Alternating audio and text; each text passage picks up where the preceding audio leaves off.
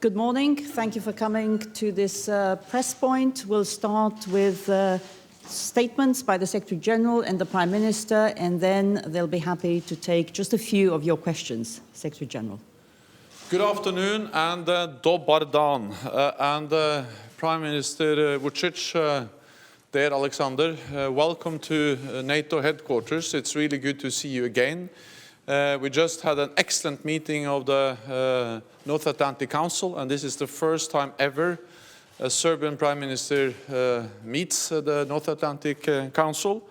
And I think that just shows how we now together are moving forward on the path of strengthening the partnership and the cooperation between NATO and Serbia. And I am very proud of my bonds and my friendship with you and with Serbia. And therefore, I really appreciate to have you here today, and also the opportunity we had this morning to have a breakfast together and to address a wide range of issues and the common challenges we face, Serbia and NATO.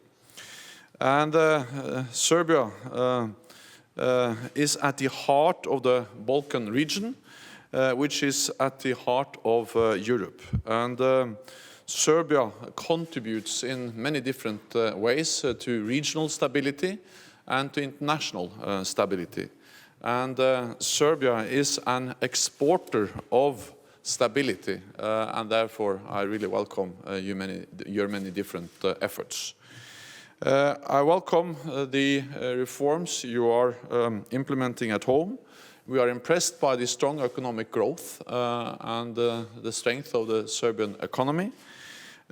We welcome your personal engagement in taking the dialogue with Pristina forward, and also the way Serbia has addressed and played a key role in addressing the refugee and migrant crisis. And we also welcome the fact that Serbia contributes with troops in peacekeeping missions in Cyprus, in Lebanon, and in Africa. So Serbia is an integral part of the European family. We share the same values, human rights, democracy, and the rule of law. And therefore, I really appreciate that we can have this opportunity to address also common challenges. I strongly believe in the potential of NATO-Serbia cooperation. We can remember the past, but look to the future. As I said when I visited Belgrade, the purpose and the aim of the NATO air campaign back in 1999 was to protect civilians, and we did so. The loss of innocent lives was a tragedy, and I deeply regret it. Today, we face common security challenges. We are working together in many different ways. And I welcome the pragmatic cooperation we are developing between NATO and Serbia. The individual partnership action plan, which we agreed last year, is an important tool. The NATO Trust Fund is important. It's up and running, and we help dispose dangerous ammunition.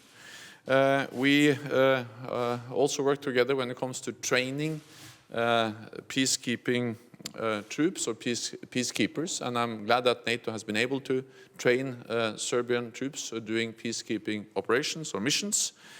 And I also very much welcome the cooperation we have in many other different areas. We fully respect the neutrality of Serbia. That's your sovereign national decision. But based on that full respect of your neutrality, we welcome that we are able to strengthen our cooperation. We also support the efforts of Serbia to move towards the European Union. And we think that's good for Serbia, it's good for Europe, and it's good for NATO, stability and cooperation in Europe. So once again, thank you so much for spending time with us. Thank you so much for hosting me in Belgrade last year. And thank you for spending time with all the 28 nations and Montenegro in the North Atlantic Council. So, Aleksandar, please, you have the floor. Should I speak in Serbian or in English? Molim? I have translation. Serbian, okay. If there would be any questions, I can reply in English as well. First of all, gospodine Stoltenberg, Honorable želim da se Mr. zahvalim Stoltenberg, I'd like to generalnom sekretaru, thank gospodinu Stoltenbergu, Mr. Secretary General, Mr. Stoltenberg, for hosting me and for his hospitality, and to say that I was particularly honored for being one of few people that had the honor and the opportunity to be guest at his home here in his residence in Brussels. And this simply shows what kind of respect Mr. Stoltenberg has for Serbia, first of all, and respect for our people. Additionally, I want to thank for his statement that he regrets because of the innocent victims, and this is a big thing for Serbs, for our people, for our country, to hear something like that, and we are very grateful for that. Also, I want to thank you personally, and I say to your commanders and people in charge in Kosovo and Metohija from KFOR, because I want to say this for the purpose of our public. It was yesterday or day before yesterday who saved a life of a baby, of a small Serbian boy, Dimitrije, from Laplje selo. He is only 20 days old. And this is some sort of heart infection which was endangering his lungs as well. He was at Pristina hospital. He was supposed to be transported to Belgrade. And thank you for approving your helicopters to transport that little Serbian boy to hospital in Belgrade. This is a big, important thing for us. This life and future of that child is of big importance to us. And I believe this is another signal of better understanding and between us. Today, we had very open dialogue, very open discussion here in Brussels, and I'd say regarding all key issues. I want to say, because of the public in Serbia, that we are surrounded by the NATO countries or countries who are aspiring to be part of the NATO. If we want, and people in Serbia unambiguously should know that, if we want to have peace, stability, if we want to talk about what Mr. Stoltenberg mentioned, which is bigger economic growth, which is bigger progress of our economy, this is better living standards, richer people of Serbia, then fully certain that the basic precondition for peace and stability is to build good relations with people from the NATO. Serbia is a military neutral country. It respects and observes decisions of its National Assembly, but because of all the previously mentioned reasons, and because of the rational reasons, and because of looking towards future, and not exclusively because of going back to the past, Serbia wants to develop those relations. And according to that, we opened several subjects. This is fight against terrorism, migrant crisis, and our cooperation within it. This is, of course, participation in peacekeeping operations and different kinds of trainings that could be provided. Additionally, I asked Mr. Stoltenberg for NATO's help, if, I don't know how they say that in Serbian, removing mines and sweeping up terrain, especially in the mountain of Koponik and other endangered areas of the Republic of Serbia, because we already lost 2 lives of our members of our armed forces, and your experts, your better equipment would be really important for us so that we can be able to finish that job. After the relaxation of air zone within the ground safety zone, we discussed a lower layer of airspace over Kosovo and Metohija, and expert teams of both Serbia and NATO will meet to discuss that issue, and I believe that we are going to have positive solutions in coming period. Additionally, I'd say that we are grateful for remarks and actually remarks that Serbia, and I particularly want to thank Mr. Stoltenberg, that Serbia is affecting as a stabilizing factor to other countries, because this is conditio sine qua non for progress in any other areas And within Peace Partnership or IPAP, which we signed with NATO, we want to continue with that kind of cooperation. I believe that this is of utmost importance for the citizens of Serbia, and I believe that we will be able to praise ourselves with such good relations in the future, because our good relations mean both peace and stability in the Balkans, and I'm grateful to you for observing and respecting the decisions of the Republic of Serbia and our National Assembly. And I must say that today we had particularly open discussion here today with 28, that is 29 representatives of the NATO countries, and I hope that we will have such an opportunity again, and that we will be able to practice that again. So once again, I want to thank Jens Stoltenberg for his hospitality and to tell him that he is always welcome to Belgrade. Anyway, he is actually a citizen of Serbia in some way, citizen of Belgrade, and you're always welcome. And we want to see you as often as possible, both in our country and in our capital. Marina Maksimovic, B92 Tanjug News Agency. For Secretary General, you stated that NATO and Serbia share the common challenges. Can you name them, be a little bit concrete, what those challenges are, and are there some common actions in place already? And for the Prime Minister, ako smo već govorili o... Since we discussed challenges within security, have you discussed security situation in Kosovo and Metohija and the role that NATO has in providing peace and in securing a Serbian minority in Kosovo and Metohija? Serbia and NATO face the same security challenges because Serbia is at the heart of Europe, and we share the same neighborhood. We see all the instability and the violence to the south, North Africa, Iraq, Syria, and the consequences also for Europe with terrorism, with instability, and not least the challenges related to the returning foreign fighters. And we also, of course, face together the consequences of the migrant and the refugee crisis. And we are addressing them together in different ways. We work together when it comes to the migrant and the refugee crisis, and I'd like to commend Prime Minister Vučić and Serbia for what they have done to address this challenge, which is important for the whole of Europe. We also work, for instance, to stabilize our neighborhood in different ways. Serbia is contributing with the troops to different peacekeeping operations and missions. NATO helped train Serbian peacekeepers, and Serbia is present in Lebanon, in Cyprus, and in Africa with peacekeepers. That's, of course, important for Serbia, but it's also important for Europe and the whole of NATO. And we also work together on other issues, and we strengthen our bilateral cooperation through what we call the Individual Partnership Action Plan.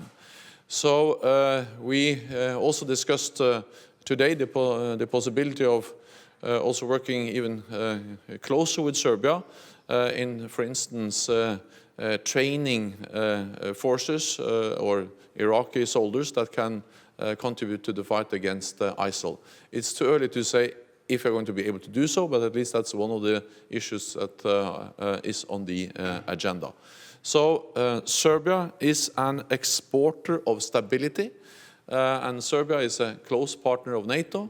Based on that, of course, we respect the neutrality and sovereign decisions of Serbia, but as a sovereign, neutral nation, we speak and we talk and we cooperate with Russia in a very good way. Yes, we discussed, of course, about the KFOR's role in Kosovo, and it is of great importance to us. And we asked, both today as well as we did many times before, we asked Mr. Stoltenberg and all the ambassadors and representatives of countries here in the NATO for stay of KFOR actually for remain of KFOR troops in Kosovo, because we have some letters of guarantees for the north of Kosovo, but our people south of the river Ibar in south and central Kosovo and Metohija mostly relies on KFOR. And this story about little Dimitrije from Laplje Sela is actually about the story who they can rely on. There's no Serbian armed forces or Serbian police ever since 1999, so they rely on KFOR, and we are very grateful for that to Mr. Stoltenberg, and I've mentioned that many times. So we don't have any problems with that, and don't forget that if there hadn't been for their certain guarantees, it would difficultly come to the Brussels agreement. So our relation is quite clear, and I would particularly like to underline the relationship towards the preserving of cultural and religious heritage in Kosovo and Metohija, our monasteries, our churches, something that is a value not only for Serbia and for Serbs, but also for the UNESCO and for all the nations in the globe. Once again, I would like to thank them for that. Sunday Times. Thank you. Bojan Bančevski, The Sunday Times. Question for both the Prime Minister and the Secretary General. Predsjedniče, u Crnoj Gori je državni tužilac objavio imena... State prosecutor published names of some Russian citizens in Montenegro who allegedly, as Montenegro government says, try to some sort of a coup after the elections. Is it known who those people are? They were named by the prosecutor, so whether they were deported from Belgrade or they left. And question for the Secretary General. Are you concerned that there might have been a Russian-engineered attempt to overthrow the government in Montenegro because of a push to stop the country from joining NATO next year as planned? Thank you. Hvala. Serbia has done its job responsibly, professionally. Serbia delivered all the evidence and all the important data. It actually reached. Serbia actually brought the person to the justice and actually delivered the person who gave the most of the information for everything that was preparing for Montenegro. I wouldn't go into further details. This was not an easy situation for us, because even for me personally, because at the first moment I reacted differently, but you know, I don't even think of participating in any way, not even in staying quiet regarding commitment of the most severe offenses. I believe that honorable people should not do that. We acted very responsibly as a state, as a country.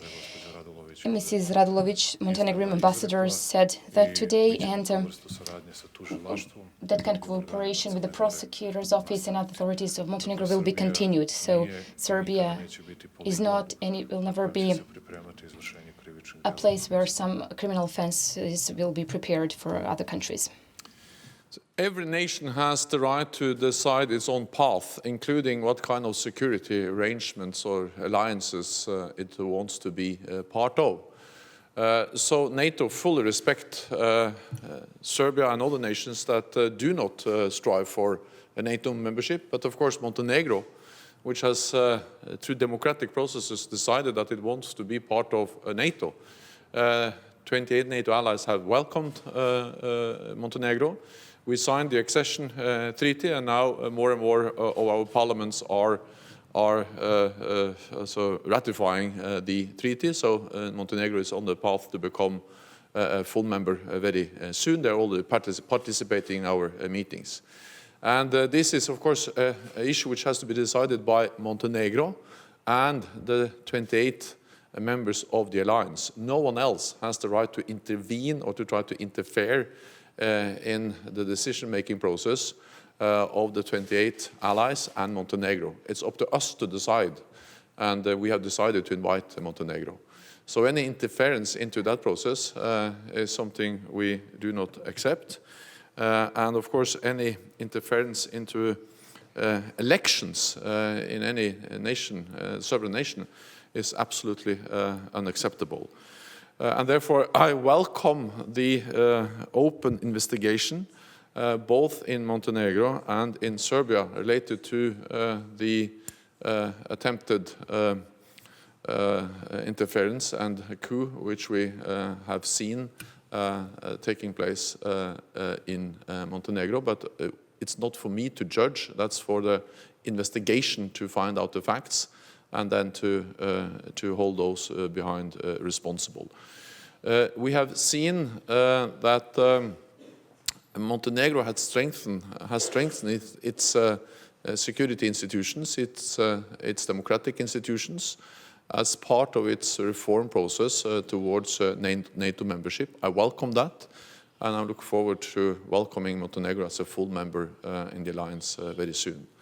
Let me also then just add that I also very much appreciate the cooperation we saw between KFOR and Serbia in saving the life of the young child, which was brought from Kosovo to Belgrade for medical treatment. And I'm also glad to hear that the condition, the baby's condition, is stable.